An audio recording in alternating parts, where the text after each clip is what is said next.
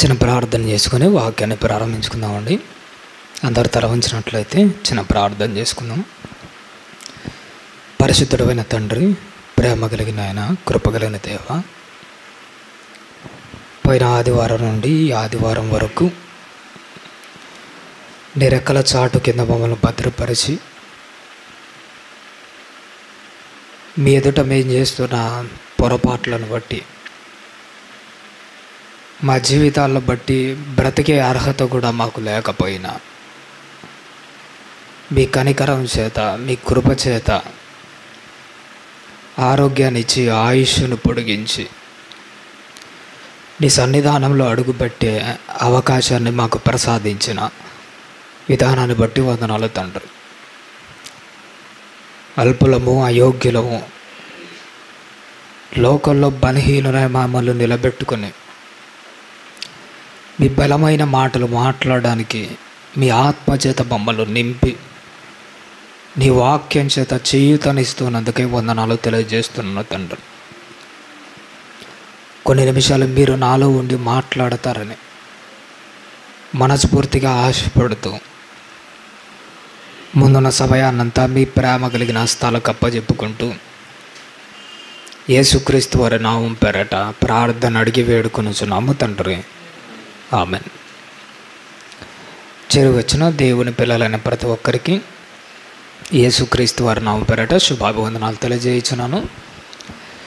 ప్రభునందు ప్రభున దేవుని వాళ్ళారా, ఈరోజు బైబిల్లో నుంచి ఒక విలువైన అంశాన్ని, దేవుని వాక్యము చాలా అంటే చాలా అద్భుతంగా ఉంటుంది. ఈరోజు చాలా కొత్తగా ఉంటుంది, కాస్త విచిత్రంగా కూడా ఉంటుంది. కానీ అందులో నుంచి కూడా దేవుడు మన ఆత్మీయ జీవితాన్ని అభివృద్ధిపరిచి ఒక గొప్ప సారాంశాన్ని దేవుడు మన కోసం సిద్ధపరిచాడు. చక్కగా మనము జ్ఞాపకం చేసుకుందాం. క్రైస్తవులుగా మనం మాత్రం ఒకటి మొదట గుర్తుపెట్టుకోవాలి. పరిస్థితులు ఏదైనా కానీ, చెబుతున్నది ఎవరైనా కానీ, మనకు కావలసిన మాట ఒక్కటైనా కానీ సేవకు నోట వస్తుందని ఆశతో ఎదురు చూడాలి. ఈ మధ్య నాకు ఒక సహోదరుడు, జానన్న అని ఒక సహోదరుడు కనిపించాడు. ఒక చోటికి మీటింగ్కి వెళ్ళాడట. ఎక్కడికి వెళ్ళామనంటే, నేను పలానా చోటికి మీటింగ్కి వెళ్ళాను. ఏటనంటే, అన్న చెప్పిన ఒక మంచి మాట, నాకు చాలా నచ్చిన మాట. ఒక సేవకుడు వచ్చాడు ప్రొద్దుటూరుకు. నిజంగా ఆయన సరిగా వాక్యం చెప్పాడట. మనకు తెలిసిన వ్యక్తి, ఆ వ్యక్తి సరిగా వాక్యం చెప్పాడట. అందులో ఏమీ అర్థం కాకుండా ఏదేదో మాట్లాడుతుంటాడట. అయినా కానీ అలాంటి వ్యక్తి మీటింగ్కి మీరు ఎందుకు పోయారన్నా అని నేను అడిగాను. అన్ననే అన్నాడు కదా, సరిగా చెప్పాడు, అర్థం కాదని. కానీ ఒక మంచి మాట అన్నాడండి. ఏమన్నాడో తెలుసా? ఎంత సరిగా చెప్పకపోయినా కానీ ఆయన చెబుతున్నది బైబిల్లో నుంచే కదా. సరే, ఒక గంట సేపట్లోపు 100 మాటలు చెబితే ఒక్క మాట అయినా కానీ నా మనసుకు తగిలే మాట రాకుండా పోతుందా? ఆ మాట నాకు చాలా బాగా నచ్చిందండి. ఒక సేవకుడు 100 మాటలు చెప్పనిలేండి, అందులో మనకు కావలసిన ఒక్క మాట అయినా కానీ ఏం చేసుకోవాలి, మనము తీసుకోవాలి. ఆ ఒక్క మాట అయితేనైనా మన ఆత్మీయ జీవితాన్ని మళ్ళీ బతికించుకోవాలి. కొన్ని మొక్కలు ఉంటాయి, భూమిలో ఉన్నంతసేపు, వేర్లు భూమిలో ఉన్నంతసేపు బ్రతుకుతాయి. అదే మొక్కను భూమి నుంచి వేరు చేస్తే ఏమైపోతుంది? చనిపోతాయి. కానీ మీరు బాగా గమనించారో లేదో కానీ కలబంద అని ఒక చెట్టు ఉంటుంది. భూమి నుంచి వేరు చేరి నీ ఇంటి ముందర గాలిలో కట్టేసినా కానీ అది బ్రతుకుతూనే ఉంటుంది. కారణం ఏంటో తెలుసా? పరిస్థితులు దానికి అనుకూలించకపోయినా తన చుట్టుపక్కల ఉన్న పరిస్థితులను అది ఏం చేస్తుంటుందంటే తనకు అనుకూలంగా మార్చుకుంటుంది. ఒక్క అవకాశం ఉంటే చాలని నేను బ్రతకడానికి అని ఆలోచన చేస్తూ ఉంటుంది. నువ్వు కూడా ఒక సేవకుని ముందర, వాక్యం ముందర కూర్చున్నప్పుడు అన్ని మాటలేమో కానీ ఒక్క మాట ద్వారా అయినా దేవుడు నాతో మాట్లాడతాడు. ఆ ఒక్క మాటతో అయినా కానీ ఆరిపోతున్న మన బ్రతుకులు మళ్ళీ వెలుగుతాయేమో, ఎండిపోతున్న మన జీవితాల్లో మళ్ళీ చిగురులు వచ్చాయేమో ఆశతో ఒక కలబందకున్న ఒకే ఒక్క అవకాశాన్ని ఎలా అయితే అది వాడుకుంటున్నదో నువ్వు నేను కూడా వాక్యం విషయంలో అలానే వాడుకోవాలి. అలాంటి విలువైన అంశంలో నుంచి ఒక భాగాన్ని మాత్రం ఈరోజు మనము ఆలోచన చేద్దాం. ముందుగా ప్రకటించినట్లు ఈరోజు మన అంశం ఏంటి? నా చిరకాల తపన ఈ చిప్కో. చాలా బాగుంటుంది, దేవుని వాక్యం గొప్పగా ఉంటుంది. ఆలోచించుదాం. మొదట చిరకాల తపన అన్న దాని గురించి ఆలోచిద్దాం. తపన అన్నా కానీ, కోరికలు అన్నా కానీ, ఆశలు అన్నా కానీ, వీటిని మనం పర్యాయ పదాలుగా మారుతాట్లేదు. నా చిరకాల కోరిక అన్నది ఒకటి ఉంది. క్రైస్తవుల జీవితం అన్నది ఎలాంటిదంటే ప్రతి ఒక్కరికి కోరికలు ఉంటాయి. కోరికలు లేని జీవులు ఎవరు ఉండరు. నాకు తెలిసి ముగ్గురు కోరికలు లేని వాళ్ళు ఉంటారు. ఒకటి అప్పుడే పుట్టిన పసిపిల్లలకు, తెలివి లేకుండా పిచ్చి పట్టిన వాళ్ళకు, మూడవది యేసుక్రీస్తులా బ్రతికేవాడికి. ఆయన సర్వత్యాగ పరిత్యాగి, అంటే ఇది శరీర సంబంధమైన కోరికలు ఏమి లేని వాళ్ళు. ఇలా ముగ్గురికి ప్రత్యేకంగా ఎలాంటి కోరికలు ఉండవు. నిజంగా మిగతా వాళ్ళకందరికీ ఏదో ఒక టైంలో ఏదో ఒక కోరికలు ఉంటాయి. క్రైస్తవులు కూడా అట్నే బ్రతకాలి. కానీ క్రైస్తవులకు శరీర సంబంధమైన కోరికలు ఉండవు, కానీ ఆత్మ సంబంధమైన కోరికలు కూడా ఉంటాయి. ఆత్మ సంబంధమైన కోరికలలో నాకు కూడా ఒక చిరకాల కోరిక ఉంది. ఆ కోరిక ఏంటి? ఆ కోరికలోంచి దేవుడు మాట్లాడుతున్న మాటలు ఏంటి? దానికి బైబిల్లో నుంచి దేవుడు చూపిస్తున్న దారేంటి? దాన్ని మనం ఎలా సాధించుకోవాలి? ఆ కోరిక నెరవేరే కోరికనా, నెరవేరని కోరికనా? నెరవేరితే ఆ కోరికలో ఎంత తృప్తి ఉంటుందో ఈరోజు మనం చక్కగా జ్ఞాపకం చేసుకుందాం. భూమి మీద కోరికలు అన్నవి ఎలాంటివంటే మనం చచ్చేలోపే వాటిని తీర్చుకోవాల్సిందే. ఏం చచ్చిపోయిన తర్వాత ఏం తీర్చుకుంటాం చెప్పండి? ఒక కారు కొనుక్కోవాలి అనే కోరిక ఉన్నదనుకోండి, మనం చచ్చేలోపే ఏం చేయాలి? దాన్ని తీర్చుకోవాలి. తర్వాత తీర్చుకోవడానికి అవకాశము ఉండదు. ఈ భూమి మీద కోరికలు ఇలాంటివే. కానీ కొంతమంది అంటుంటారు, ఒకవేళ కోరికలు తీరకుండా చచ్చిపోయారు అనుకో ఏమవుతారట? వాళ్ళు దయ్యాలై వాళ్ళు స్వర్గానికి పోరట, ఇటు నరకానికి కూడా పోరట. మళ్ళీ ఎక్కడికి వచ్చారు? భూమి మీదకి వచ్చి వాళ్ళకి ఏ కోరిక అయితే ఉంటుందో ఆ కోరిక తీర్చుకొనే పోతారు. అందరి గురించి ఎందుకు, దయ్యాల గురించి కాస్త పక్కన పెట్టండి. క్రైస్తవుల గురించే మాట్లాడదు. ప్రత్యేకంగా నామకార్థ క్రైస్తవుల గురించి ఒక మాట మాట్లాడదు. బాప్తిసం తీసుకొని క్రైస్తవ్యంలో అడుగు పెట్టిన ప్రతి ఒక్కడికి ఒక కోరిక ఉంటుంది, పరలోకం పోవాలని. మొదట బాప్తిసం తీసుకోగానే అందరికీ కోరిక ఉంటుంది. అటు నీతిగా బతికినా బతకకపోయినా, సంపూర్ణ ఆత్మీయ జీవితం లేకపోయినా కానీ మొట్టమొదటి కోరిక ఏముంటుంది? పరలోకానికి పోవాలి. కానీ 100 మంది నిజాయితీగా బాప్తిసం తీసుకుంటే పరలోకం పోయే వాళ్ళు 99 మందే ఉన్నారు. 99 మంది లేరు, ఒకరే ఉన్నారు. 99 మంది ఏమైపోతున్నారు? చచ్చిపోయి నరకానికి పోతున్నాడు. మరి ఈ కోరిక ఉంది కదా పరలోకం పోవాలని. కోరికలు తీరకపోతే మళ్ళీ ఈ ఆత్మ నరకం నుంచి భూమి మీదకి వచ్చి ఇక్కడ భక్తిగా బ్రతికి మళ్ళీ పరలోకం పోతుంది. ఆత్మ పోవట్లేదు. చూసినారా?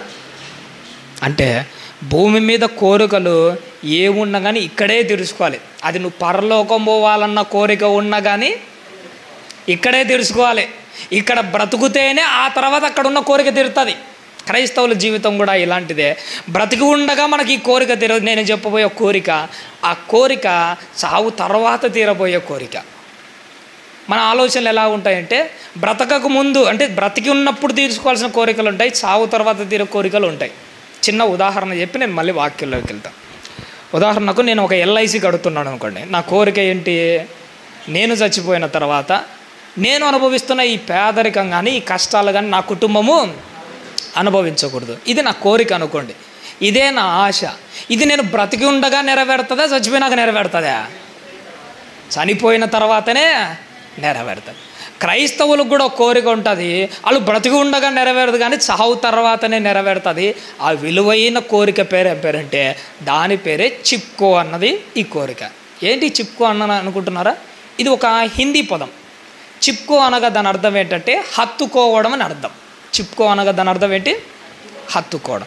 ఉత్తరాఖండ్లో ఒక చరిత్ర, ఇది కథ కాదు కానీ కొన్ని సంవత్సరాల వెనక్కి వెళ్తే ఉత్తరాఖండ్లో ఎక్కడ చూసినా అడవులే ఉంటాయి. పచ్చని ప్రకృతి, ఆ అందము, ఆ వైభోగం చాలా గొప్పగా ఉంటుంది. ఒకానొక టైంలో ప్రభుత్వం జారీ చేసిన కొన్ని ఆర్డర్స్ ప్రకారం అక్కడున్న చెట్లన్నిటినీ నరకేయమని వాళ్ళకు ఆర్డర్స్ జారీ అయి ఉంటాయి. వాళ్ళు ఏం చేస్తారంటే పెద్ద పెద్ద డోజర్స్, బుల్డోజర్లు తీసుకొని వచ్చి చెట్లను పడగొట్టాలనుకుంటారు. అక్కడున్న ఒక అడవి జాతి తెగ వాళ్ళు ఏం చేస్తారో తెలుసా? అప్పటికే ఆ చెట్లతో, ఆ ప్రకృతితో మమేకమై బ్రతుకుతున్న వాళ్ళతో వాళ్ళు ఒకటే అనుకున్నాడు, ఈ ప్రకృతి పోయిందనుకో మేము బ్రతికి ఉన్నా కానీ వేస్టే. అందుకే ఎవడైతే డోజర్తో దాన్ని తోయాలనుకుంటారో ఆ చెట్లను వెళ్ళి వీళ్ళు హత్తుకునేవాళ్ళు. ముందు మీరు చెట్లను కాదు తోయాల్సింది, మమ్మల్ని చంపితే కానీ దాటిని తోయకూడదు అని చెట్ల కోసమట వీళ్ళు హత్తుకొని ఒక ఉద్యమాన్ని ప్రారంభించాడు. ఆ ఉద్యమం ఏం పేరు? చిప్కో. ఉత్తరాఖండ్లో వాళ్ళు ప్రారంభించిన ఉద్యమం చిప్కో ఉద్యమం. వీళ్ళు దేన్ని హత్తుకోవాలన్నది వీళ్ళ ఉద్యమము? చెట్లను. క్రైస్తవులకు కూడా ఒక విలువైన కోరిక ఉంటుంది. నాకు కూడా ఒక కోరిక ఉండేది ఏంటో తెలుసా? ఎప్పుడు చూసినా కానీ నాకు ఆ మనసులో పుట్టే ఒకే ఒక ఆలోచన, పరలోకం పోవాలి, తండ్రిని హత్తుకోవాలి. ఎప్పుడైనా నాకు మోటివేషన్గా నేను ఎక్కువగా ఎవరు తీసుకుంటారంటే బాప్తిసం ఇచ్చి యోహాను గారిని. బాప్తిసం ఇచ్చి యోహాను గారు నా కళ్ళ ముందర విసిరిన సవాల్ ఏంటంటే, నేను ఆయన చెప్పులు విప్పుటకైనాను పాత్రుడను కాను. అంటే ఆయన చెప్పులు పట్టుకోవడానికి కూడా నాకేం లేదంటున్నాడు, అర్హత లేదు. ఆయన కాళ్ళు పట్టుకోవడానికి కూడా నాకు అర్హత లేదంటున్నాడు. ఎంత గొప్పగా బతికినవాడు! ఏలియా లాంటి పౌరుషము స్త్రీలలో పుట్టిన వాళ్ళు అతని వంటి వాడెవడు? అంత గొప్ప భక్తి జీవితము, అంత గొప్పగా బ్రతికే ఆయన కాళ్ళు పట్టుకోవడానికి కూడా నాకు అర్హత లేదంటున్నాడు. అంటే కాళ్ళకే అవకాశం లేదంటాడంటే మరి ఆయన హత్తుకోవాలంటే ఎంత ఉండాలి? ఇందుకే ఆ హత్తుకోవడం అన్న కోరిక నెరవేరదా? ఏం జరుగుతుందన్న దాని గురించి ఈరోజు వాక్యంలోంచి మనము చూసుకుంటూ ముందుకెళ్దాం. ద్వితీయోపదేశ కాండంలో ఒక చక్కని మాట మన కోసము దేవుడు రాయించాడు. 13వ అధ్యాయము, బైబిల్ ఉన్న వారందరూ ద్వితీయోపదేశ కాండము 13వ అధ్యాయము 4వ వచనాన్ని ఒక్కసారి జ్ఞాపకం చేసుకున్నాం. 13వ అధ్యాయం 4వ వచనం తల్లి. మీరు మీ దేవుడైన యెహోవాకు లోబడి ఆయనకే భయపడి ఆయన ఆజ్ఞలను అనుసరించి ఆయన మాట విని ఆయనను సేవించి ఆయన ఏం చేయాలట? హత్తుకొని ఉండవలను. మోషే గారి ద్వారా దేవుడు ఒక విలువైన మాటను మనతో కూడా మాట్లాడుతున్నాడు. ఏమని మాట్లాడుతున్నాడు తల్లి? మీరు మీ దేవుడైన యెహోవాకు ఎలా ఉండాలట? లోబడి ఉండాలి. లోబడడం అంటే ఏంటో తెలుసా? దేవుడు తన సేవకుని ద్వారా మన ఆత్మీయ జీవిత కోసం ఏ మాట మాట్లాడినా నీ మనసు దేని మీద ఉండాలో తెలుసా? దేవుని మాటకు లోబడే దాని మీద ఉండాలి. ఇందాక మన చెల్లి ఒక మాట అన్నది, నాకు చాలా ఆనందం అనిపించింది. వాక్యం వినేటప్పుడట మన చూపులు సేవకుని మీద ఉంటాయట, మన మనసు మాత్రం వాక్యం మీద ఉండదు. కానీ నీ ఆలోచనలు, నీ చూపులు దేవుని ఆజ్ఞల మీద ఉండాలి. ఆ ఆజ్ఞలకు నీ తల వంచడం మీద మాత్రమే నీ ఆలోచనలు తిరుగుతూ ఉండాలి. దేవుని మాటకు నువ్వు ఎంత లోబడాలంటే, ఇందాక కూడా మరో మాట అన్నది, మన అమ్మ నాన్న చెబితే ఒక మాట అయినా కానీ మనం తప్పిపోతామా? వాళ్ళు చెప్పిన ప్రతి మాట చేస్తాం. ఒక జాస్వా నగర్ కొత్తపల్లిలో సునీల్ అన్నని ఒక ఆయన ఉంటాడు. సరదాగా ఒక మంచి మాట అన్నాడు. చాలా వినయం కలిగిన వాడు. సేవకుడు ఒక మాట చెబితే గుడ్డిగా చేసే మనస్తత్వం కలిగినాడు. చాలా మంచోడు, ముందు వెనక ఆలోచన చేయడు. అలాంటి సేవకుడు ఆ సునీల్ అన్న అనే వ్యక్తి గురించి చెప్పిన మాట ఏంటో తెలుసా? తమ్ముడు, ఆయన చూసావంటే ఎవరన్నా అంటే అతని పేరు సునీలు. సేవకుడి మాట అంటే అతనికి ఎంత విలువ అంటే, సేవకుడు ఒక మాట చెప్పాడంటే అందులో కరెక్ట్ ఉంటుంది అనుకోని ఏం చెప్పినా చేస్తాడు తమ్ముడు అన్నాడు. అవునన్నంటే, ఇప్పుడు నేను ఒక మాట అన్నమంటావా, తమ్ముడు సునీలు వాడిని పోయి కొట్టిరాపో అన్నాడు అనుకో, ఆలోచన చేయకుండా పోయి కొట్టొచ్చాడంట. అంతే. ఒక సేవకుడు చెప్పాడని కొట్టిరాపో అంటే చాలు, కింద వేసి తన్ని వచ్చాడంట. అంటే ఒక సేవకుని మాట చూడని ఎంత విలువ ఇస్తున్నాడో. అంటే ఆయన ఉద్దేశం ఏంటంటే కొట్టిరమ్మని కాదు, సేవకునికి ఎంత మాట ఇస్తున్నాడో, మాటకి ఎంత విలువ ఇస్తున్నాడో తెలుసుకోవడం కోసం ఆ మాట చెప్పాడు. నాకు నచ్చిన మాట ఏంటో తెలుసా?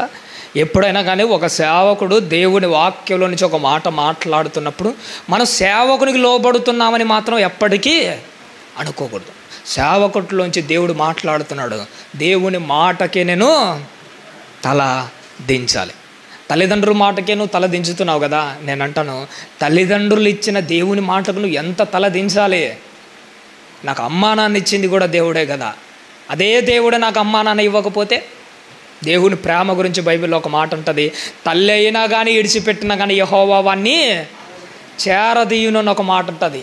ఈ మధ్య కడుపున పుట్టిన పిల్లలను తల్లిదండ్రులు ఎంతమంది వదిలేయట్లే, తల్లిదండ్రులు వదిలేసినా కానీ దేవుడు సేదరీసి వారికి ఆకలి తీర్చి అన్నం పెట్టి గాలిచ్చి నీళ్ళిచ్చి ఎంత బాగా చూసుకుంటున్నాడు. తల్లిదండ్రులకే మీరు లోబడితే తల్లిదండ్రులు ఇడిచిపెట్టినా సేరదీసే యెహోవాకు ప్రతి మాట అది చిన్నదైనా పర్లేదు, పెద్దదైనా పర్లేదు, తల దించి ఆ మాటకు నేను లోబడాలి. అప్పుడు నువ్వు దేవునికి నచ్చుతుంది. ఏ మాట అయినా పర్లేదు, అది మనకు కఠినమైనా పర్లేదు, అది మనకి ఇష్టమైనదైనా పర్లేదు, అవసరమైతే అది మన ప్రాణమైనా కానీ పర్లేదు. దేవుడు అడిగాడా? కాదనకుండా ఇచ్చేయడమే. ఎందుకంటే మన జాషువా కదా ఒక మాట అంటాడు, ప్రభువా ఈ ప్రాణము నువ్వు ఇచ్చినా సొమ్మే కదయ్యా, నువ్వు అడిగితే నీకు ఇవ్వకపోతే ఇంకెవడికి ఇస్తారు. ఇది మాత్రం ఎప్పటికీ మర్చిపోకూడదు. ఆయన మాటకు లోబడాలి. రెండో మాట ఏమంటున్నాడు తల్లి? ఎవరికి భయపడాలట? ఆయనకే భయపడాలి. ఈ మధ్య ఆత్మీయ జీవితంలో మన వాళ్ళకి గుర్తుకొచ్చిన మాట ఏంటో తెలుసా? మన వాళ్ళు ఎవరి దగ్గర ఎలా ప్రవర్తించాలో మన వాళ్ళకి బాగా తెలుసు. ఒక రాజకీయ నాయకుని దగ్గర ఎలా ప్రవర్తించాలో మనకు తెలుసు, ఒక అధికారి దగ్గర ఎలా ప్రవర్తించాలో తెలుసు, ఏమీ లేనివాడి దగ్గర ఎలా ప్రవర్తించాలో కూడా తెలుసు. ఎవడి దగ్గర ఎలా ప్రవర్తించాలో తెలిసిన నీకు సర్వోన్నతుడైన దేవుని దగ్గర ఎలా ప్రవర్తించాలో నీకు ఇంకా తెలియట్లే. తెలిస్తే నువ్వు ఇలా బ్రతుకుతావా? తెలిస్తే నువ్వు ఇంత తెగించి పాపాలు చేస్తావా? తెలిస్తే అన్ని తెలిసిన నువ్వు తప్పు చేయడానికి అడుగులు ముందుకు వేస్తావా? ఒకటి నువ్వు గుర్తుపెట్టుకోవాలి, యెహోవాకు మాత్రమే భయపడాలి. మరీ దారుణం ఏంటో తెలుసా? పాపముల విషయంలో అపవాదికి భయపడి పాపం చేస్తున్నాము, కానీ దేవునికి భయపడి పాపం చేయకుండా ఉండేవాడెవడు లేడు. కనిపించడం కూడా కనిపించట్లే. అపవాదికి భయపడ్డావు, ఈ మధ్య కళలో దయ్యాలకు కూడా భయపడుతుంటారు. కొంతమందిని చూస్తుంటే నాకు ఒకసారి అనిపించంటుంది, ఏట్రా నాయన అనిపించంటుంది. ఎప్పుడైనా కానీ నిద్రపోయేటప్పుడు ఉలిక్కి పడి లేస్తూ ఉంటాం. ఏరంటే కళలో ఏదో పీడకళ వచ్చిందట. కళలో వచ్చిన దయ్యం కళకే భయపడి నువ్వు ఉలిక్కి పడి లేస్తున్నావు కదా. మరి తప్పు చేయడానికి అడుగులు ముందుకేసేటప్పుడు ఒక్కసారైనా కానీ తప్పు చేస్తే నా జీవితం ఏమైపోతుందని ఉలిక్కి పడి ఆత్మీయ జీవితంలో ఒక్కసారి లేచావా? ఒక్కసారైనా వెనకడుగు వేసావా? అక్కడి నుంచి ఆ భయం ఎవరిలో ఉందంటే ఒక యోసేపులో ఉంది. పాపులు నిన్ను ప్రేరేపింపగా ఒప్పుకోకూడదు. మన చెల్లెలు ఎంత మంచి మాట చెప్పింది. ప్రేరేపిస్తారు, ప్రతి ఒక్కడూ ప్రేరేపిస్తాడు. పోతీఫరు భార్య ఎన్నిసార్లు ప్రేరేపించలే, కానీ పల్లె. కానీ అదే సంసోను గారు ఆ దెలీలా ప్రేరేపించగా మొదట వల్ల, రెండోసారి వల్ల, మూడోసారి వల్ల, నాలుగోసారి వల్ల పాపులు ప్రేరేపించగా కంటిన్యూగా పని జరగడంతో ఒకరోజు పడిపోయాడు. అపవాది కూడా ఎలాంటిదో తెలుసా? ఒక దెలీలా సంసోనును ప్రేరేపించినట్టు నిన్ను ఒకసారి ప్రేరేపిస్తుంది, నువ్వు పడవేమో, రెండోసారి పడవేమో, మూడోసారి పడవేమో, నాలుగోసారి కూడా నిన్ను ప్రేరేపిస్తుంది. అప్పుడు నీకు గుర్తుకు రావాల్సిన మాట ఏంటంటే, నా కుమారుడా పాపులు నిన్ను ప్రేరేపింపగా పడిపోతే నీ చెయ్యి పట్టుకొని లేపడానికి నీకంటూ ఎవడు లేడు. నీ చెయ్యి పట్టుకోవాల్సిన దేవుడే నీ చెయ్యి వదిలేస్తే నిన్ను లేపవాడేవాడున్నాడు?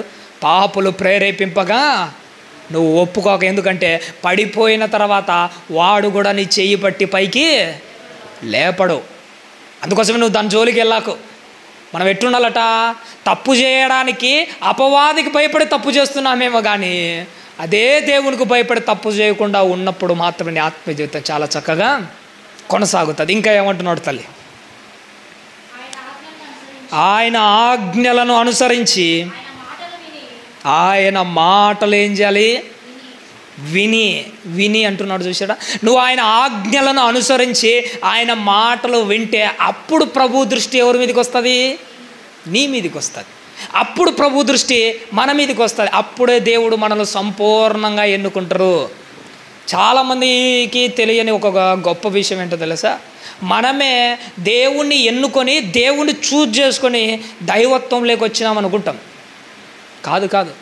ఈ మధ్య కొన్ని ఆలోచనలు నేను గమనించాను, ఇది చాలా మంచిదే అనిపించింది. చాలామంది ఏమనుకుంటారంటే లోకంలో 3 దేవతలు ఉన్నారట, అందులో యేసుక్రీస్తు వారు ఒక దేవుడులే అనుకొని అందరిలో దేవుని మాదిరి ఆయనను సమానముగా చూసి అందరిలో ఈయన ఒక్కడు కదా నువ్వు ఆయనను కూడా ఎన్నుకున్నావు అనుకో, ఎన్నుకున్నందుకు నువ్వు పరలోకం పోతావు అనుకున్నావా? పోవు తెలుసా. నువ్వు దేవుణ్ణి ఎన్నుకోవడం కాదు, దేవుడే నిన్ను ఎన్నుకొని నిన్ను ఆకర్షించి సంఘంలో కూర్చోబెడితేనే నువ్వు పరలోకానికి పోతావు. గారడీ వాడైన సీమోను అని ఒకడు ఉంటాడు. అద్భుతాలు చూసి ఈడు కూడా ఏమనుకున్నాడు తెలుసా, నేను ఈ ప్రభునే చూజ్ చేసుకుంటాను, లోకంలో ఉన్న అన్ని దేవతల కంటే ఈయనే గొప్పవాడు అనుకుని ఆయనను చూజ్ చేసుకున్నాడు.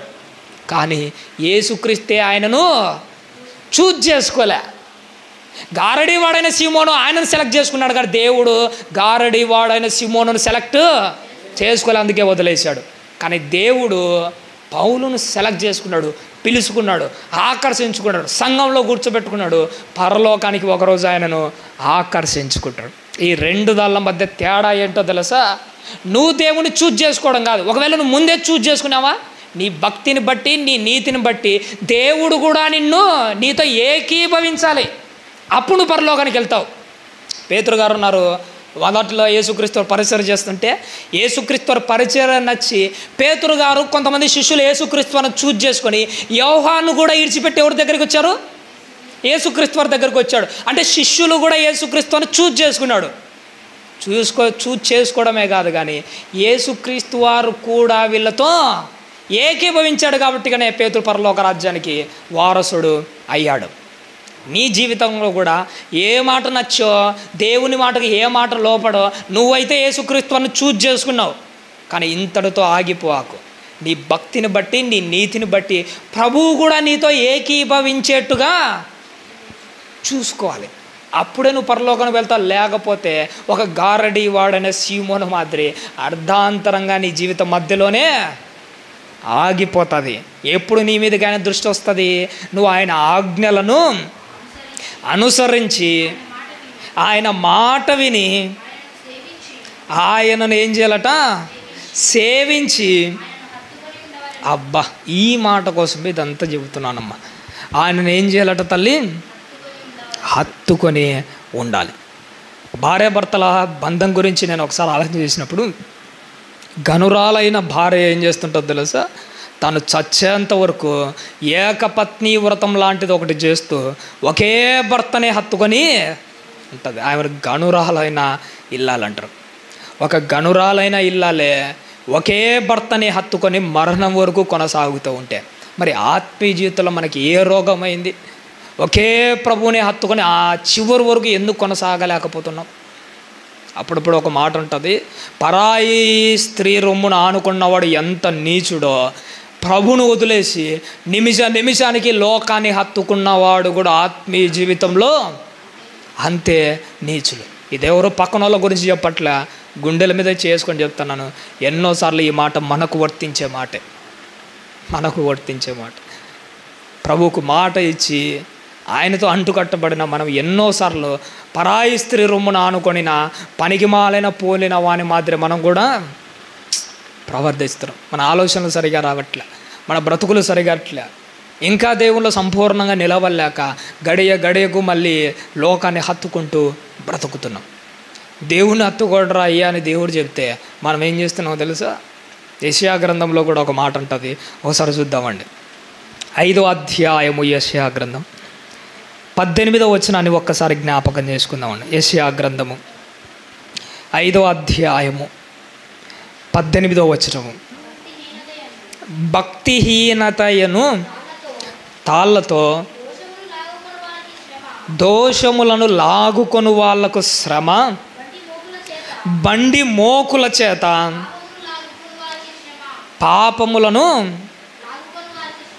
పాపమును లాగుకొని వాళ్లకు శ్రమ. ఈ చిత్రం ఏంటంటే, మనము పాపాన్ని వెంటాడం కాదు. చాలాసార్లు మనం ఏమనుకుంటామంటే పాపమే మనల్ని వెంటాడి పాపంలో పడేస్తుందని అనుకుంటాం. కానీ మన వాళ్ళు ఎలా ఉంటుందో తెలుసా?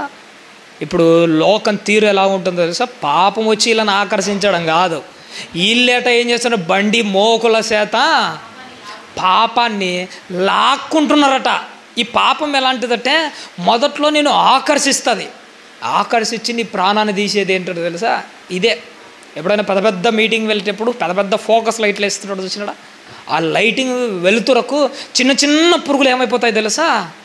అవి కళ్ళు కనిపించకొస్తున్నాయో తెలియదు, దానికి ఆకర్షింపబడి వస్తున్నాయో తెలియదు, కానీ ఆ వేడి ఫోకస్ లైట్కి వచ్చి తగలగానే తెల్లారేసరికి లేదా కొన్ని క్షణాలలో కూడా ఏమైపోతుంటాయి, చచ్చిపోతుంటాయి, ప్రాణాన్ని పోగొట్టుకుంటుంటాయి.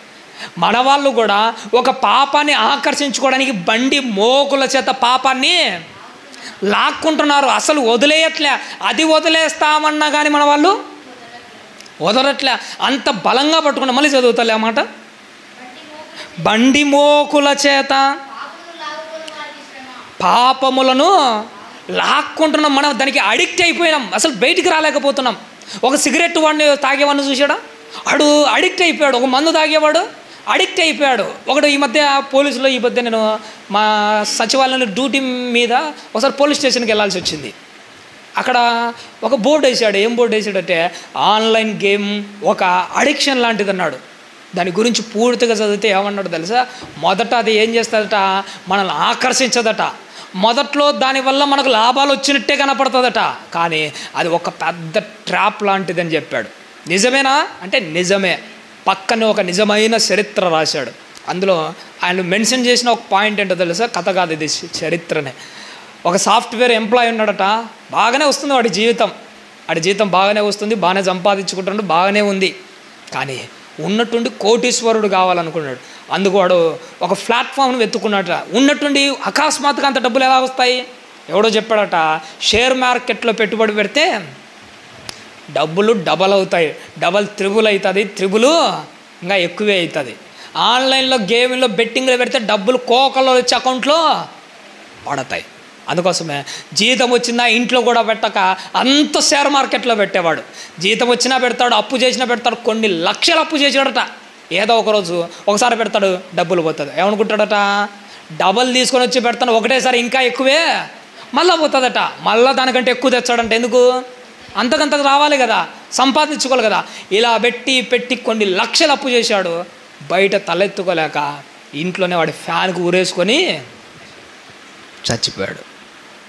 ఒక ఆన్లైన్ గేమింగ్లకు, షేర్ మార్కెట్లకు ఎలా అయితే అడిక్ట్ అయిపోతున్నారో ఆత్మీయ జీవితంలో పాపానికి కూడా మనం అలానే అడిక్ట్ అయిపోతారు. ఏం అర్థం కావట్లే మనకు, ఏం అర్థం కాకనే పాడు పనులని చేస్తుంటారు. ఈ మధ్య నిండా మునిగిన వాళ్ళకి సలెంట్ అంటుంటారు, చూసినాడా?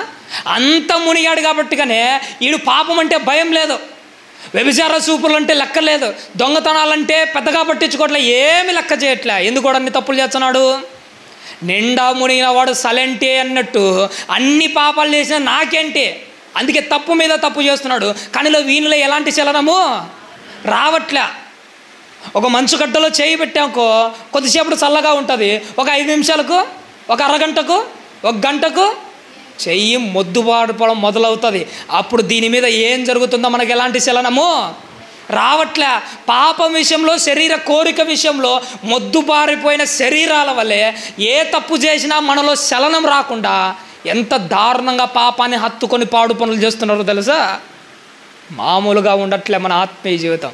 చాలా అంటే చాలా ఘోరంగా దిగజారిపోతూ వస్తుంది మన దేవుని వారలరా.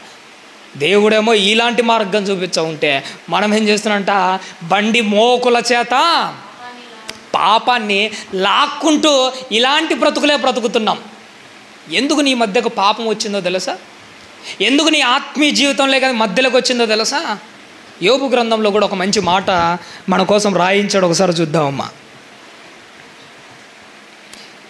యోబు గ్రంథము 41వ అధ్యాయము.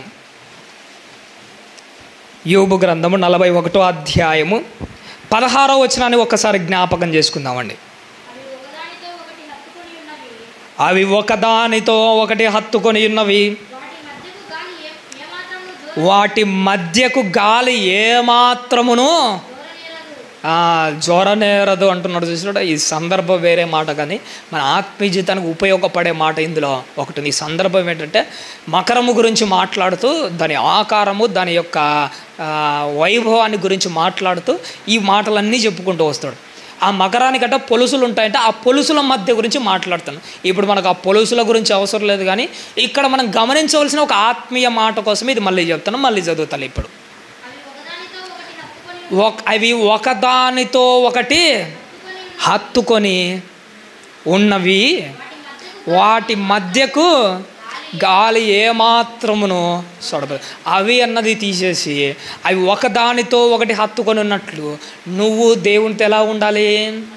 ఒకరితో ఒకరు హత్తుకొని ఉండాలి. మీ మధ్యకు గాలి కూడా సొరబడనంత క్లోజ్గా ఉండాలి మీ రిలేషన్షిప్.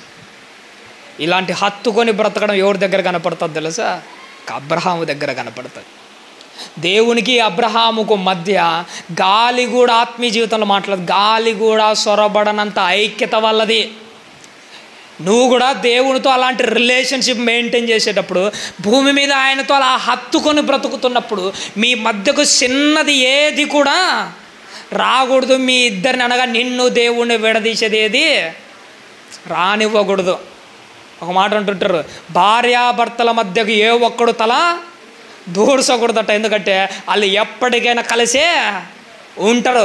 భార్యాభర్తల మధ్యకు కాదు, నీ మధ్యకు నీ తండ్రి మధ్యకు చిన్న ఇది ఏది కూడా రాకూడదు. అసలు దానికి అవకాశమే ఇవ్వకూడదు. ఎప్పటికైనా నువ్వు నీ తండ్రి ఒకటే అన్నట్టుగా ఉండాలి. అన్నదమ్ముల మధ్య కూడా దూడొద్దు అంటాడు. ఎందుకంటే కొట్లాడినా ఏం చేసినా అన్నదమ్ములు ఎప్పటికైనా ఒకటే. అన్నదమ్ములు ఒకటే అనకూడదు. ఇక్కడ నుంచి పైనున్న దేవుడు భూమి మీద క్రైస్తవులు ఎప్పటికీ ఒకటే. అపవాది కూడా ఏమనుకున్నా అంటే ఈ తండ్రి కొడుకుల మధ్య నేను కూడా తల దూర్చకూడదు, తల దూరిస్తే తల చితక తొక్కుతాడని చెప్పేసి యోబును చూసినప్పుడు దానికి అర్థమైంటుంది. నీ విషయంలో కూడా దాని దెబ్బ దానికి అలానే పడాలి, అలాగుండాలి. ఎందుకంటే మీ ఇద్దరి మధ్యకు ఏమి రాకుండా అంత హత్తుకొని ఉండాలి ఒకరినొకడు.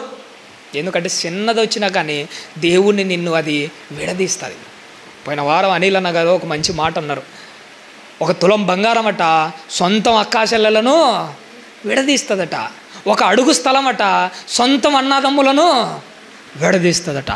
నీకు దేవునికి మధ్య ఏ చిన్నది రాకుండా చూసుకో. ఎందుకంటే దేవునితో వేరే మనమేమీ చేయలేం, దేవునితో వేరే మనం ఏమీ సాధించుకోలేం. అందుకోసం నీకు దేవునికి మధ్య ఏ ఒక్కటి రాకూడదు. అంత ఆత్మీయంగా నీ భక్తి జీవితం అంత గొప్పగా ఉండాలి. ఈ మధ్య నేను ఒక హాస్పిటల్ దగ్గరికి వెళ్ళినప్పుడు ఒక మాట చూశాను. ఏంటంటే అక్కడ సర్వీస్ ఎలా జరుగుతుంది, 24/7. ఒక డాక్టరు తాను చేసే సర్వీస్ గురించి మాట్లాడుతూ 24/7 నేను ఆన్ డ్యూటీలోనే ఉంటాను. ఒక డాక్టర్ ఏం చేస్తాడు, భక్తి జీవితంలో నువ్వు నేను ఏమనాలి తెలుసా? 24/7 నా గుండె సప్పుడు వినపడేంత వరకు ఆన్లైన్ డ్యూటీ, ఆన్ డ్యూటీ కాదు, ఆన్లైన్లో కానీ ఆఫ్లైన్లో కానీ ఎప్పటికైనా కానీ మన భక్తి పోకూడదు. 24/7 దేవునిలోనే మనము కొనసాగుతున్నాం. అలాంటి భక్తి జీవితం మనం కూడా అలవాటు చేసుకోవాలి. ఎందుకంటే మన ఆత్మీయ జీవితము పరిగెడుతుంటే ఎంత దూరం పరిగెత్తామో మనకు అర్థం కావట్లేదు. పోయిన వారం అనిల్ అన్న గారు వాక్యం చెప్పింటే ఒక్కసారిగా నాకు పెద్ద క్వశ్చన్ మార్క్ ఏర్పడింది. ఇప్పుడు మనం ఉన్నది డిసెంబర్ నెల, అనుకోకుండా కానీ చూడగానే ఏమైపోతుంది, సంవత్సరం అయిపోతుంది. 2024 ఏం చేశారని ఒకవేళ దేవుడు నన్ను అడిగితే చెప్పుకోవడానికి నా దగ్గర ఏమీ లేదు. అప్పుడప్పుడు నా ఆత్మీయ జీవితాన్ని గురించి ఆలోచన చేసేటప్పుడు స్పీడ్గా నేను బైక్లో పోతున్నప్పుడు ఉన్నట్టు నాకు ఒక మైలురాయి కనపడుతుంది. చూసినారా, మన గమ్యస్థానాన్ని చేరుకునేటప్పుడు ఉదాహరణకు మనం ప్రొద్దుటూరు నుంచి కడపకి వెళ్తున్నాం అనుకోండి. ప్రొద్దుటూరు నుంచి మన జర్నీ ప్రారంభమైంది. ఎక్కడికి వెళ్ళాలి మనము? కడపకి వెళ్ళాలి. ఒక 10 కిలోమీటర్లు దాటిపోయిన తర్వాత ఒక మైలురాయి కనపడుతుంది. ఒకవైపు ఏం కనపడుతుంటుంది తెలుసా? ఇక్కడ నుంచి కడప 40 కిలోమీటర్లు మాత్రమే ఉంది. అంటే ఎన్ని కిలోమీటర్లు నువ్వు జర్నీ చేశావు? అటువైపు నుంచి మైలురాయి వెనకల నుంచి చూస్తే నువ్వు ఎన్ని కిలోమీటర్లు జర్నీ చేశావో కనపడతాయి. ఇటువైపు నుంచి చూస్తే నువ్వు ఎంత దూరం పోవాలనో ఉంటుంది. ఒక మైలురాయి నీకు నేర్పించే ఒక విలువైన పాఠం ఏంటో తెలుసా? ఇక్కడ నుంచి ముందు నుంచి చూస్తే నువ్వు ఎంత దూరం ప్రయాణం చేసావో మైలురాయి చూపిస్తుంది. అటువైపు నుంచి చూస్తే ఎంత దూరం పోవాల్సిందో కూడా మనకు కనపడుతుంటాయి. ఆ రెండింటిని బట్టి నువ్వు అర్థం చేసుకోవాల్సిన ఒక విషయం ఏంటో తెలుసా? నువ్వు ఎంత దూరం పరిగెత్తావు, ఇంకా నువ్వు ఎంత దూరము పరిగెత్తాల్సింది ఉంది. ఒక మైలురాయిని చూసినప్పుడల్లా అర్థం కావాలి, ఓహో నేను 10 కిలోమీటర్లు పరిగెత్తాను, ఇంకా నా కోసం ఎంత కిలోమీటర్లు ఉంది? 40 కిలోమీటర్లు ఉంది. నేను పరిగెత్తింది తక్కువ, పరిగెత్తాల్సింది ఎక్కువ. నీ ఆత్మీయ జీవితంలో ఒకటి గుర్తుపెట్టుకో, ప్రతి మైలురాయి నీకు ఒక సంకేతాన్ని తెలియజేస్తుంది. నువ్వు ఎంతవరకు పరిగెత్తావు, ఇంకా నువ్వు ఎంత దూరం పరిగెత్తాల్సి ఉందో ఒక్కసారి నువ్వు గమనించుకొని పరిగెత్తు. అలా పరిగెత్తే కానీ నీ తండ్రిని నువ్వు చేరుకోలేవు, నీ కోరిక నెరవేరదు. నా కోరిక ఏంటి? ఏదో ఒకరోజు సాగు తర్వాత నా తండ్రిని హత్తుకోవాలి. మామూలుగా పరిగెత్తే అవుతుందా? 50 కిలోమీటర్లు ఉంటే 10 కిలోమీటర్లు పరిగెత్తి సాల్లే అనుకుంటే కుదురుతుందా? పరిగెత్తింది 10, పరిగెత్తాల్సింది 40 ఉన్నాయి. ఆలస్యం చేయకుండా ఊపిరి ఉగ్గబట్టుకొని పరిగెత్తే కానీ మనం సచ్చేలోపు మనం అనుకున్న లక్ష్యానికి చేరుకోలేం. మన తండ్రిని చేరుకోవడమే మన లక్ష్యమై ఉండాలి. ఆయనను హత్తుకోవడమే మన గమ్యమై ఉండాలి. అందుకోసమే దేవుడు అంటున్నాడు 24/7 డాక్టర్లు ఏం సర్వీస్ చేస్తాడు, ఆడు ఏం చేస్తాడు? 10% సర్వీస్ ఉద్దేశం, 90% మన ఉద్దేశం ఏంటో తెలుసా? సంపాదించుకోవాలనే. అందుకే వాడు పెద్ద బోర్డు పెట్టాడు 24/7. వాడేంది చూపించాడు? నిజమైన భక్తి ఎవరిలో చూపించాలో తెలుసా? 24/7 ఒక హనోకు నడిచినట్టు నీ ఆత్మీయ జీవితంలో నీ గుండె సప్పుడు ఆగిపోయేంత వరకు భక్తి నీలో రన్నింగ్లోనే ఉండాలి. అలా బ్రతుకుతేనే పరిగెత్తావు, నీ దేవుణ్ణి హత్తుకుంటావు, ఆ గమ్యస్థానానికి చేరుకుంటావు. అలా బ్రతికిన భక్తిపరుడు ఒక ఆయన మనకు కనబడతాడు. ఆయన ఒక్కరి గురించి నేను చెప్పి ముగిస్తాను. రాజుల 2వ గ్రంథంలో ఆయన గురించి ఒక మాట రాయబడింది. రాజుల 2వ గ్రంథము 18వ అధ్యాయము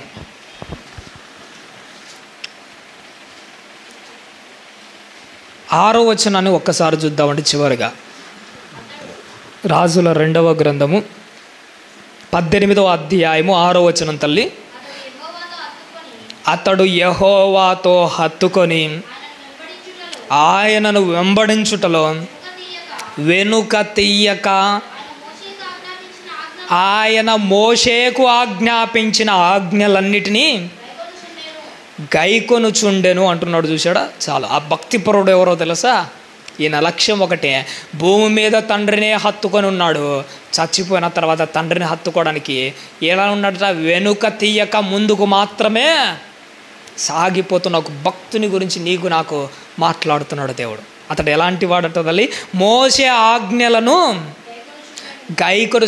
దేవుడు మోషే ద్వారా ఏ మాటలు అయితే చెప్పాడో ఆ మాటలను మాత్రమే హత్తుకొని ఉన్నాడు. మీరు ఇంటికి వెళ్ళిన తర్వాత చదవండి, పైన కొన్ని మాటలు ఉంటాయి. మోషే ఇత్తడి సర్పాన్ని, ఒక సర్పాన్ని నిలబెడతాడు. ఆ ఇత్తడి సర్పాన్ని చిన్న భిన్నాలు చేసింది ఎవడు తెలుసా? ఈ హిజ్కియానే. మోషే నిలబెట్టిన ఇత్తడి సర్పాన్ని చిన్న భిన్నం చేశాడు. కానీ మోషే ద్వారా చెప్పబడిన ప్రతి మాటను హృదయపూర్వకంగా యెహోవాను హత్తుకొని ఆ మాటల ప్రకారము ప్రవర్తించిన వాడే. ఎందుకు మోషే నిలబెట్టిన ఇత్తడి సర్పాన్ని చిన్నాభిన్నం చేశాడు? దేవుని స్థానాన్ని భర్తీ చేసేది ఏది ఉండడానికి వీల్లేదు, ఒప్పుకోడు కూడా. క్రైస్తవ జీవితంలో ఈ మధ్య మన క్రైస్తవుల్లో కనపడుతున్న చండాలం ఏంటో తెలుసా? దేవుని స్థానాన్ని భర్తీ చేసేది ఏదైనా కానీ మనం ఒప్పుకోకూడదు, సహించకూడదు. అది చివరకు మరియమ్మ విగ్రహాలైనా కానీ, అది చివరకు యేసుక్రీస్తు వారి పటాలైనా కానీ, చివరకు యేసుక్రీస్తు వారు చచ్చిపోయిన శిలువ అయినా కానీ చిన్న భిన్నం చేయాల్సిందే. ఎవడికి అవకాశం కూడా ఇవ్వకూడదు. మన ప్రభు స్థానాన్ని బొమ్మలు భర్తీ చేయడం ఏంటి? మన ప్రభు స్థానాన్ని ఏదో భర్తీ చేయడం ఏంటి? హిజ్కియా నాకు నేర్పించే పాఠం ఏంటో తెలుసా? మోషే ఆజ్ఞలను హత్తుకోగాని మోషే నిలబెట్టిన నెహుష్టాను అనే ఆ ఇత్తడి సర్పాన్ని చిన్న భిన్నము చేయాల్సిందే. అరే మోషే నిలబెట్టాడు కదంటే, మోషే నిలబెడితేనే ఎవరు నిలబెడితేనేంటి? దేవునికి సాటి అయినది, దేవుని ఆజ్ఞలకు విరోధమైనది, దేవుని స్థానాన్ని పోటీగా భర్తీ చేసేది ఏది మన జీవితంలో ఉండకూడదు. ఎందుకంటే అందుకే దేవునికి బాగా నచ్చాడని హిజ్కియా. నీ జీవితకాలంలో, నా జీవితకాలంలో ఎప్పటికి గుర్తుపెట్టుకో, ఇలాంటి కార్యక్రమాలు ఏదో ఒకటి చేస్తేనే నువ్వు దేవుడికి నచ్చుతావు అనే దొరికిన విగ్రహాలను పగలగొట్టడం అని కాదు దాని ఉద్దేశం. దేవునికి నచ్చే విధంగా ఏదో ఒకటి ఆయన తరంలో అదే గొప్ప కార్యము. నీ తరంలో నీ గొప్ప కార్యం ఏంటో ఒక్కసారి ఆలోచన చేసుకో. ఏం చేయగలను ఈ తరానికి?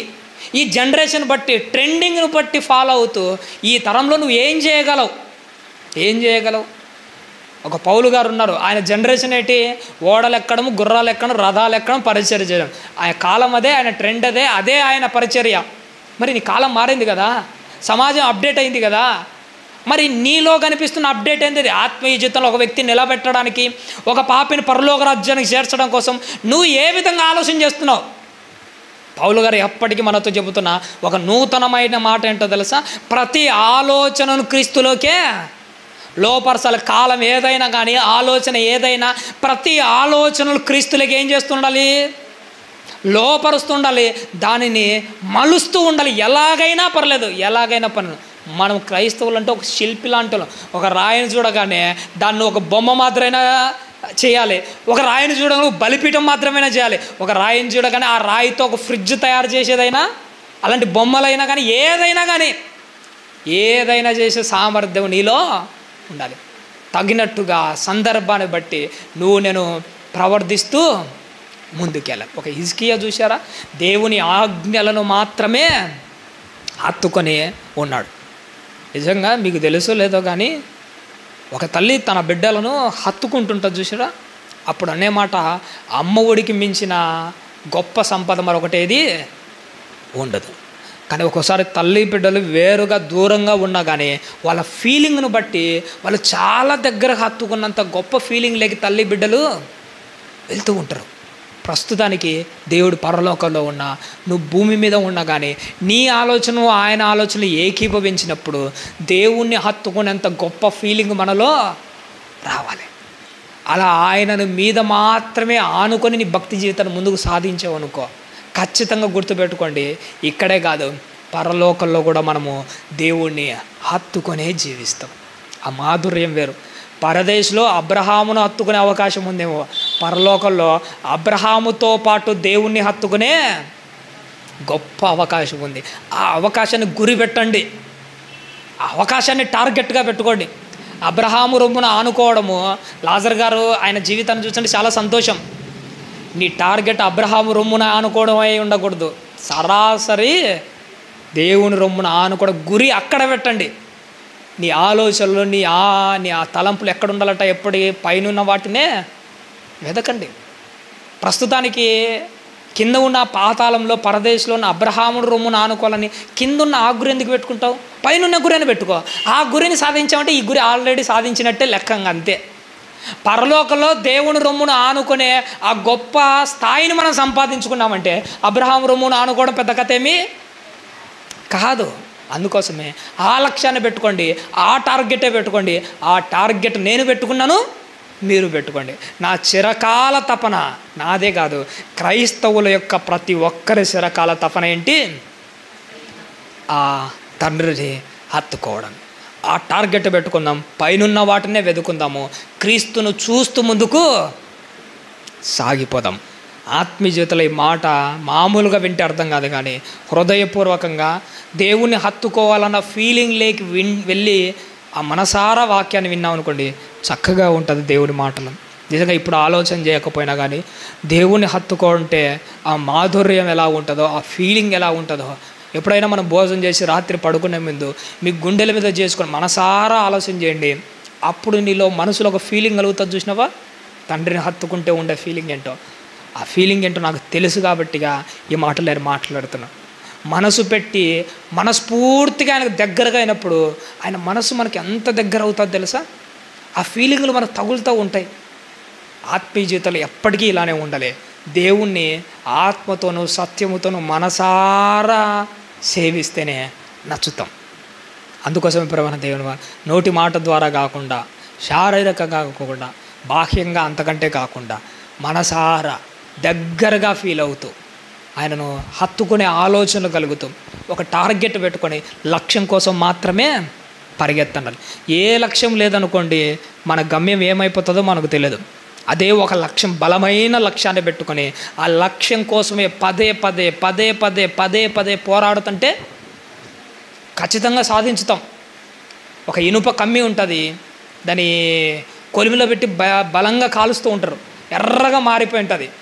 ఇప్పుడు ఆ ఇనుప కమ్మిని రెండుగా చీల్చాలంటే అవుతుందా? ఎర్రగా కాలింటుంది, కానీ అది కాదు. అదే ఒక సమ్మెట తీసుకొని ఒక దెబ్బ వేస్తాం, ఒక దెబ్బకి అది పగులుతుందా? రెండో దెబ్బ, మూడో దెబ్బ, నాలుగో దెబ్బ, లక్ష్యం ఒక్కటే. ఎలాగైనా కానీ కాలిన ఈ కమ్మి రెండుగా విడిపోవాలి. లక్ష్యం ఒకటే పెట్టుకొని దెబ్బ మీద దెబ్బ, దెబ్బ మీద దెబ్బ, దెబ్బ మీద దెబ్బ వచ్చే ఏదో ఒక టైంలో లక్ష్యము ఛేదింపబడుతుంది. ఆత్మీయ జీవితంలో ఒకటే ఒక టార్గెట్, పైనున్న ప్రభువును హత్తుకోవాలి. టార్గెట్ ఒకటే, లక్ష్యం కోసము కంటిన్యూగా ఇడిచిపెట్టకుండా పదే పదే పోరాడుతూ ఉన్నాం అనుకోండి, ఖచ్చితంగా మనం సాధిస్తాము. దేవుని సహాయం ఎప్పటికీ మనతో ఉంటుంది. పడుతూ లేస్తుంటాడు ఒక పిల్లడు, పడుతూ లేస్తున్న పిల్లలను తల్లి ఎప్పటికీ చూస్తూ అలానే విడిచిపెట్టదు. పడుతూ లేస్తున్న వాడిని చూసినప్పుడు తల్లికి ఒకటే ఆలోచన కలుగుతుంది, నా బిడ్డ నడవాలనుకుంటుందని పనులన్నీ కూడా పక్కన పెట్టి చిన్ని చిన్ని అడుగులు వేస్తున్న తన బిడ్డ చేయి పట్టుకొని తల్లి ఖచ్చితంగా నడిపిస్తుంది. పడుతూ లేస్తూ పడుతూ లేస్తూ పడుతూ లేస్తూ లేయాలని ప్రయత్నం చేస్తున్నావా, తండ్రి నీ చెయ్యి వచ్చి ఖచ్చితంగా పట్టుకుంటాడు, నీ లక్ష్యం వరకు నిన్ను నడిపిస్తాడు. నీతో నడిచే అడుగులు ఎప్పటికీ నీ పక్కలో నడుస్తూనే ఉంటాయి. లక్ష్యం ఒకటే, గమ్యం ఒకటే, చేరుకోవాల్సిన ప్రయాస నువ్వు చూపించాలి, నేను చూపించాలి. నా చిరకాల తపనంటే అంతకంటే పెద్ద ఆశ నాకేమీ లేదు. అంతకంటే గొప్పగా నేను ఆశపడేదే ఉంది? పరలోకంలో జీవకిరీటమా? నా తండ్రిని హత్తుకోవడంతో పోల్చుకుంటే అది పెద్ద కథ ఏమీ కాదు, అవసరంలే. నా తల మీద పెట్టి ఆ జీవకిరీటంతో పొందే తృప్తి కంటే, జీవకిరీటం పెట్టకపోయినా కానీ తండ్రి మనస్ఫూర్తిగా నన్ను హగ్ చేసుకొని కౌగిలించుకొని ఆ పరలోకంలో నన్ను నడిపిస్తూ తీసుకొని పోతుంటే నాకు జీవకిరీటం అంత ఆనందం ఇస్తుందా? పరలోకల సింహాసనం నాకు అంత ఆనందం ఇచ్చదా? కొన్ని కోటాను కోట్ల దేవదూతలు అందరి మీద అధికారం అయి వాళ్ళకి తీర్పు తీరుస్తూ ఉంటే ఆ ఆనందం నాకు ఇస్తుందా? నా తండ్రి నన్ను హత్తుకునే ఆనందం కంటే మరొక ఆనందం నాకేది లేదు. అందుకే ఆ క్షణంలోంచే ఇదే నా చిరకాల తపన, కొడితే ఆ గురినే కొట్టాలి, ఆ టార్గెటే కొట్టాలి. అలా మీరు నేను మనమందరం ఉండి అనుకున్న లక్ష్యాన్ని పట్టు వదలని వాళ్ళని మాదిరి పోరాడుతూ గమ్యాన్ని చేరుకోవాలని ఆశపడుతున్నాను. ఈరోజు ఆలస్యమైంది, క్షమించండి. ఓపికతో విన్నందుకు మీకు అందరికీ నా నిండు మనసుతో వందనాలు తెలియజేస్తూ ఈ 4 మాటలు ముగిస్తున్నాను.